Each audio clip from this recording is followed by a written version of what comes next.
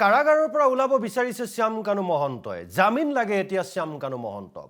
শ্যাম কানুৰ হৈ জামিন আবেদন দাখিল কৰিছে অধিবক্তাই। আৰু আটাইতকৈ ডাঙৰ কথাটো হ'ল বহিৰাজ্যৰ অধিবক্তাই দাখিল কৰিলে জামিন আবেদন। মুঠ 5 অভিযুক্তই দাখিল কৰিছে জামিন আবেদন। 22 জানুৱাৰীত হ'ব আটাইৰে আবেদনৰ শুনানি। আজি 2 অভিযুক্তই দাখিল কৰে জামিন আবেদন। শ্যাম কানুৰ লগতে নন্দেশ্বৰ বৰাৰ জামিন আবেদন দাখিল। পূৰ্বে অমৃত প্ৰভা, সন্দীপন গাৰ্গ আৰু পৰেশ বৈশ্যই দাখিল কৰিছিল আবেদন। আমি জনাইছোঁ বহিৰাজ্যৰ অধিবক্তাই দাখিল কৰিলে জামিন আবেদন। শ্যাম কানু মহন্তই কলকাতাৰ পৰা জ্যেষ্ঠ অধিবক্তাক আনিছে। মুঠ 5 অভিযুক্তই দাখিল কৰিছে জামিন আবেদন। 22 জানুৱাৰীত হ'ব আটাইৰে আবেদনৰ জামিন আবেদনৰ শুনানি।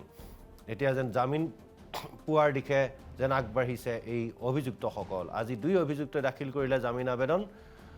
শ্যাম কানুৰ লগতে জুবিন গাৰ্গৰ অন্যতম দেহৰক্ষী PSO আছিল নন্দেশ্বৰ বৰাই জামিন আবেদন দাখিল কৰে। ইয়াৰ পূৰ্বে অমৃত প্ৰভা মহন্ত, সন্দীপন গাৰ্গ আৰু পৰেশ বৈশ্যই দাখিল কৰিছিল জামিন আবেদন। এতিয়া কাৰাগাৰৰ পৰা ওলাব বিচাৰিছে শ্যাম কানুৱে, যাৰ বাবে বহিৰাজ্যৰ অধিবক্তা আনিছে।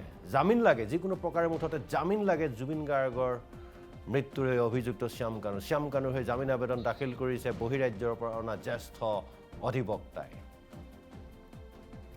বহিৰাজ্যৰ অধিবক্তাই কলকাতাৰ পৰা অনা অধিবক্তাই দাখিল কৰিছে জামিন আবেদন।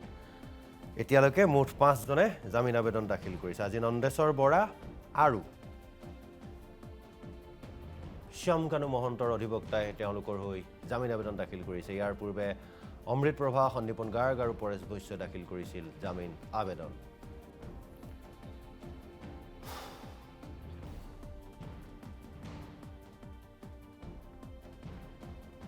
এটা বেইল তেওঁলোকে 5 জনে বেইল কৰিছে। তাত আমি এই 5 জনৰে আমি বেইল অবজেকশ্যন দিম বুলি আজি আমি কোৰ্টক কৈছোঁ। আৰু আমি এতিয়া চাৰ্জশ্বিটৰ গোটেইখিনি মেটেৰিয়েল চাই আইনৰ গণ্ডিৰে কেনেকৈ আমি বেইলটো প্ৰতিহত কৰিব পাৰোঁ সেইটো আমি চেষ্টা কৰিব লাগিব। কেইবাগৰাকী অধিবক্তা তেওঁলোকৰ হয় হয়, তেওঁলোকৰ পৰা আছিলে, আজি কেইজন অধিবক্তা আছিলে? আমাৰ আনন্দ ভূঞাই হৈছে অমৃত প্ৰভা মহন্তৰ কাৰণে, আৰু আপোনাৰ ভিডিঅ' কনফাৰেন্সিঙত দিল্লীৰ উকিল আছে, কলকাতাৰ উকিল আছে। সন্দীপন গাৰ্গ, সিদ্ধাৰ্থ শৰ্মা, শ্যাম কানু মহন্ত, এই দুজনৰে মেইনলি তেওঁলোকে হেৰি কৰিছে। কাৰাগাৰৰ পৰা ওলাব বিচাৰিছে শ্যাম কানু মহন্তই। জামিন লাগে এতিয়া শ্যাম কানু মহন্তক। শ্যাম কানুৰ হৈ জামিন আবেদন দাখিল কৰিছে অধিবক্তাই। আৰু আটাইতকৈ ডাঙৰ কথাটো হ'ল বহিৰাজ্যৰ অধিবক্তাই দাখিল কৰিলে জামিন আবেদন। মুঠ 5 অভিযুক্তই দাখিল কৰিছে জামিন আবেদন। 22 জানুৱাৰীত হ'ব আটাইৰে আবেদনৰ শুনানি। আজি 2 অভিযুক্তই দাখিল কৰে জামিন আবেদন। শ্যাম কানুৰ লগতে নন্দেশ্বৰ বৰাৰ জামিন আবেদন দাখিল। পূৰ্বে অমৃত প্ৰভা, সন্দীপন গাৰ্গ আৰু পৰেশ বৈশ্যই দাখিল কৰিছিল আবেদন। আমি জনাইছোঁ বহিৰাজ্যৰ অধিবক্তাই দাখিল কৰিলে জামিন আবেদন। শ্যাম কানু মহন্তই কলকাতাৰ পৰা জ্যেষ্ঠ অধিবক্তাক আনিছে। মুঠ 5 অভিযুক্তই দাখিল কৰিছে জামিন আবেদন। 22 জানুৱাৰীত হ'ব আটাইৰে আবেদনৰ জামিন আবেদনৰ শুনানি। এতিয়া যেন জামিন পোৱাৰ দিশে যেন আগবাঢ়িছে এই অভিযুক্তসকল। আজি 2 অভিযুক্তই দাখিল কৰিলে জামিন আবেদন।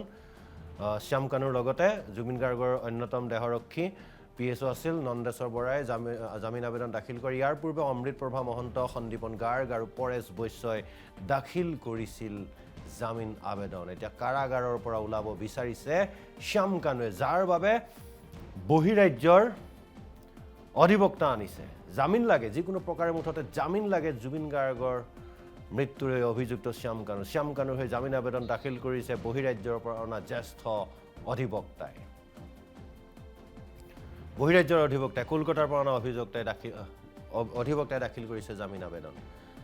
এতিয়ালৈকে মুঠ 5 জনে জামিন আবেদন দাখিল কৰিছে। আজি নন্দেশ্বৰ বৰা আৰু শ্যাম কানু মহন্তৰ অধিবক্তাই তেওঁলোকৰ হৈ জামিন আবেদন দাখিল কৰিছে। ইয়াৰ পূৰ্বে অমৃত প্ৰভা, সন্দীপন গাৰ্গ আৰু পৰেশ বৈশ্যই দাখিল কৰিছিল জামিন আবেদন।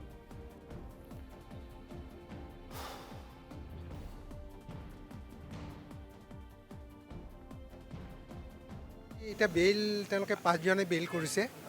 তাত আমি এই 5 জনৰে আমি বেইল অবজেকশ্যন দিম বুলি আজি আমি কোৰ্টক কৈছোঁ। আৰু আমি এতিয়া চাৰ্জশ্বিটৰ গোটেইখিনি মেটেৰিয়েল চাই আইনৰ গণ্ডিৰে কেনেকৈ আমি বেইলটো প্ৰতিহত কৰিব পাৰোঁ সেইটো আমি চেষ্টা কৰিব লাগিব।